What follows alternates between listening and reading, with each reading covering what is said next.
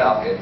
In fact, until just last year, our government had this bird on the protected list, thinking that it was a subspecies of one of our American peregrines. You see, we already have 3 different types of peregrines found here in North America. Across Canada and into the northeastern states, we have the tundra peregrine.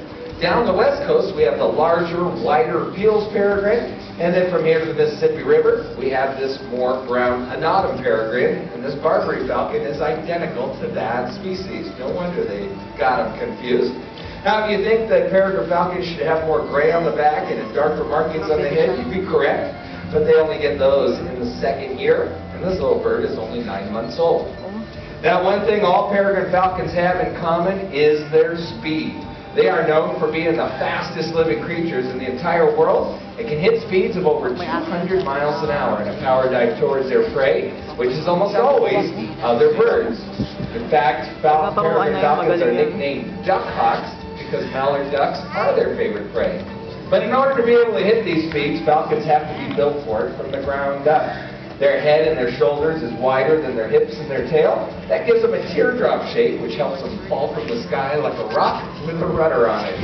Also, their eyes have a 3rd eyelid called a nictitating membrane.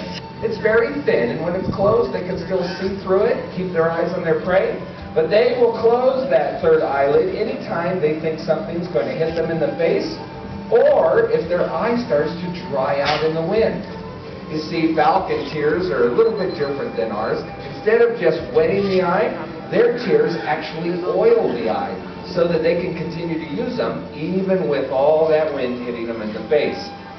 Also, the falcons have a little bit of extra skin growing inside the nostril. You might be able to see it on this bird if she looks up long enough, but you see it up here on the screen right there in a nice big close-up. That little extra growth of skin actually helps them breathe at high speeds. You see, the faster a falcon flies, the more the air passes right over the top of them very, very fast. You may have seen this effect in TV commercials when they have a car in a wind tunnel and they use a stream of smoke to measure how the air passes over the vehicle. But the smoke never touches the car. Well, now the same thing happens with molecules in the air.